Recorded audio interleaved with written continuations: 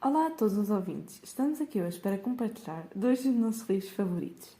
Eu sou a Matilde, uma estudante do 11º ano da Escola Dona Inês de Castro. Eu sou o Miguel, um aluno do 11º ano da mesma escola. Estamos a fazer este podcast no âmbito da disciplina de português, sendo este o nosso projeto individual de leitura.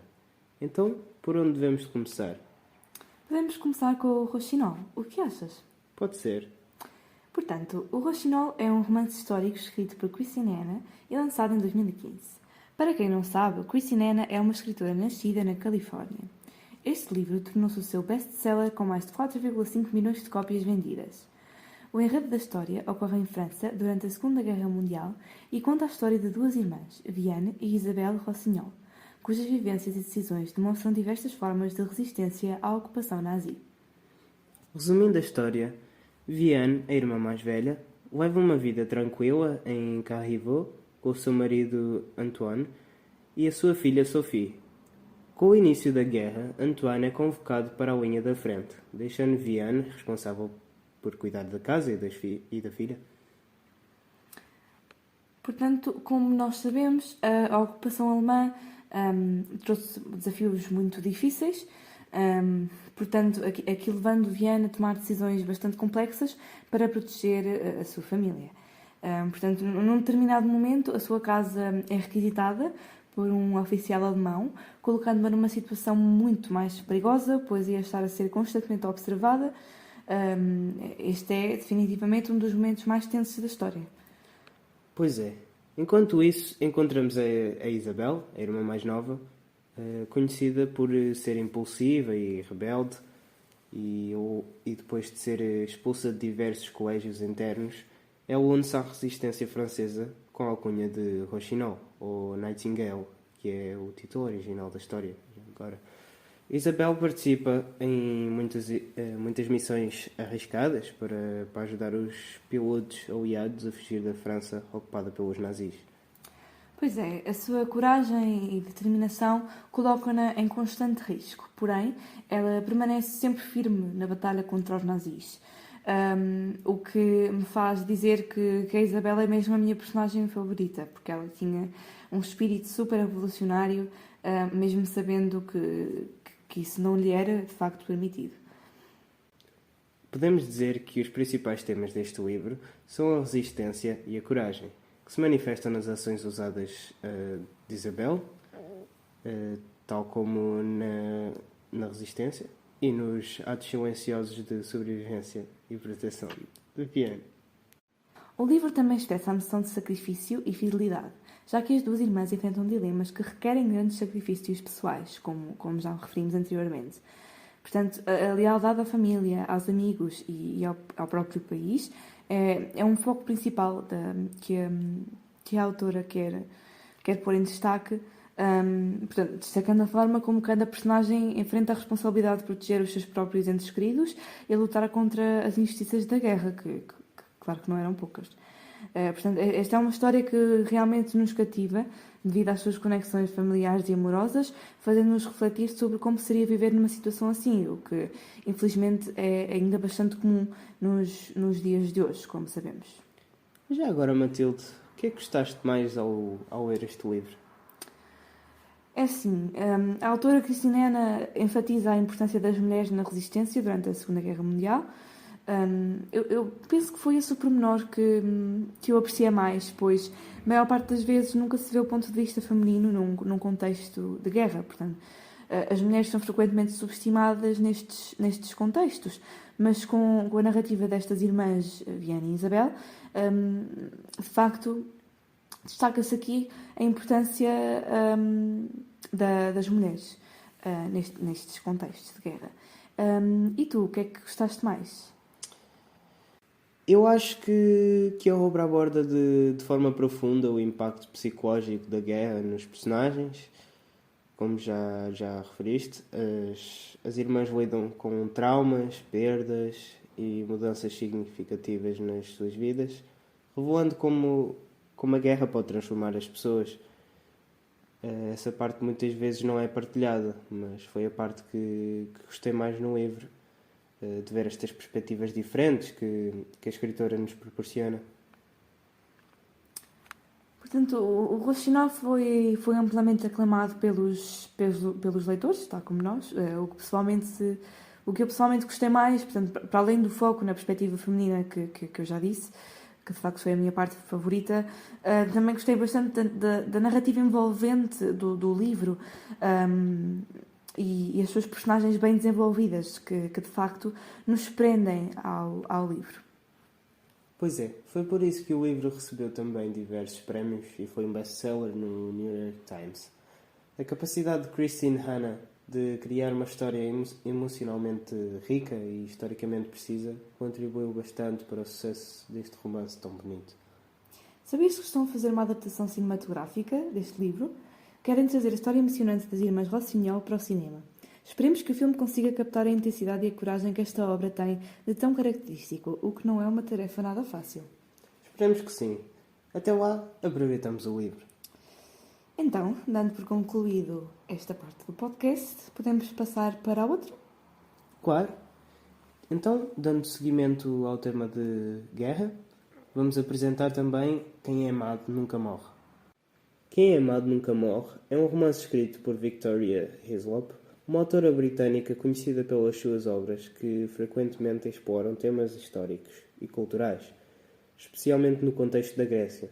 Publicado em 2019, o livro, cujo título original é Those Who Are Loved, mergulha na história turbulenta da Grécia durante o século XX, focando em eventos históricos significativos, como a ocupação nazi, a guerra civil na Grécia e a ditadura militar que lá houve.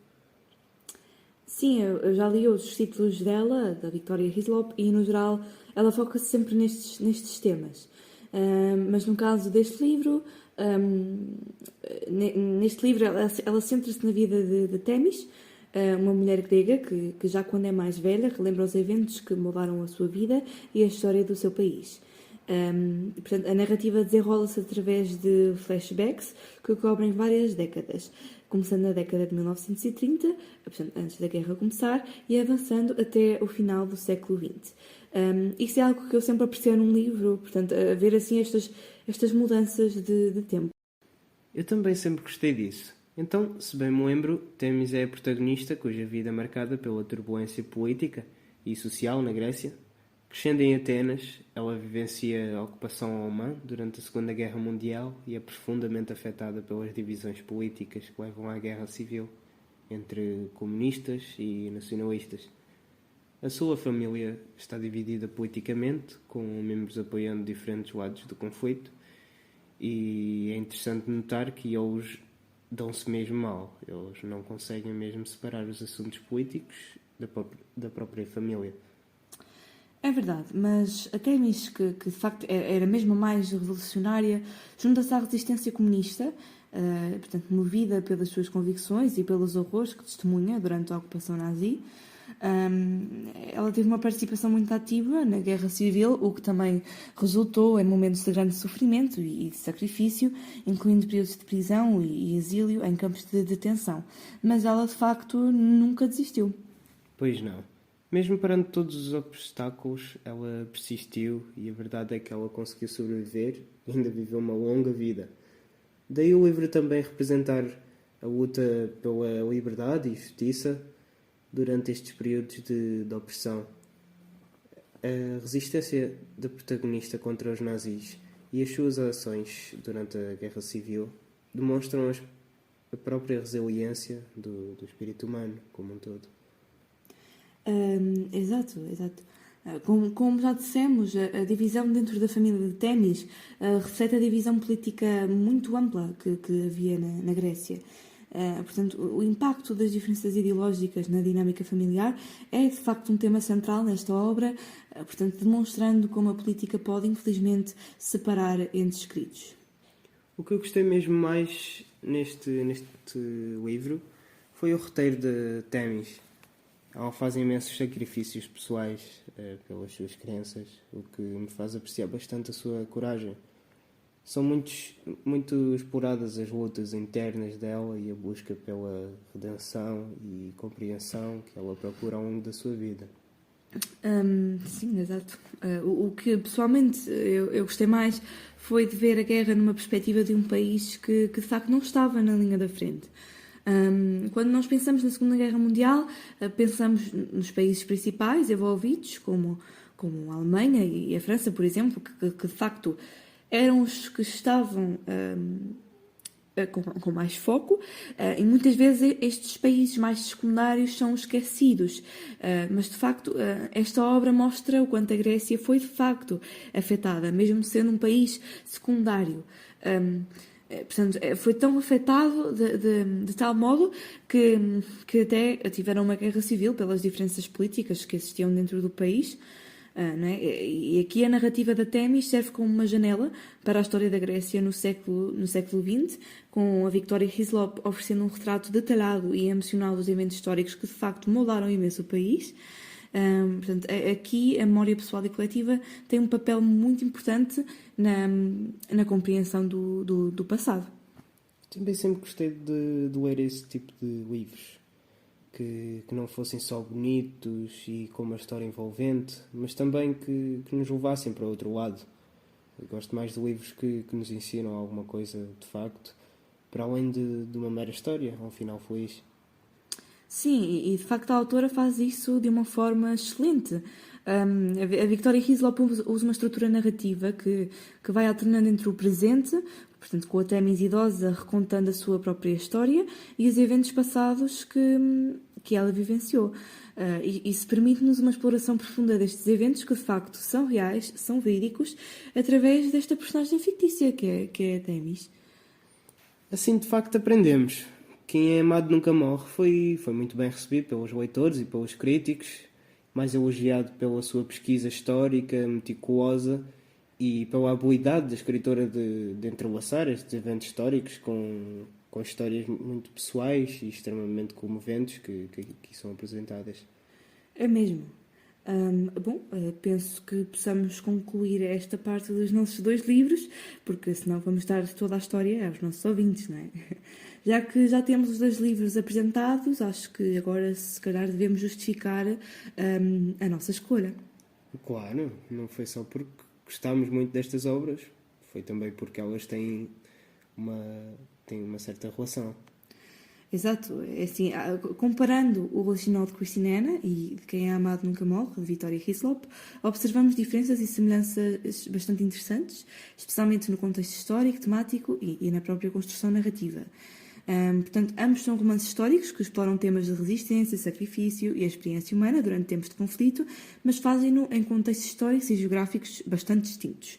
Portanto, enquanto que a história de Rochinol se passa em França, na cidade fictícia de Carrivaux, quando estava ocupada pelos nazis durante a Segunda Guerra Mundial, portanto, nos anos 40, foca-se mais na ocupação alemã e na resistência francesa.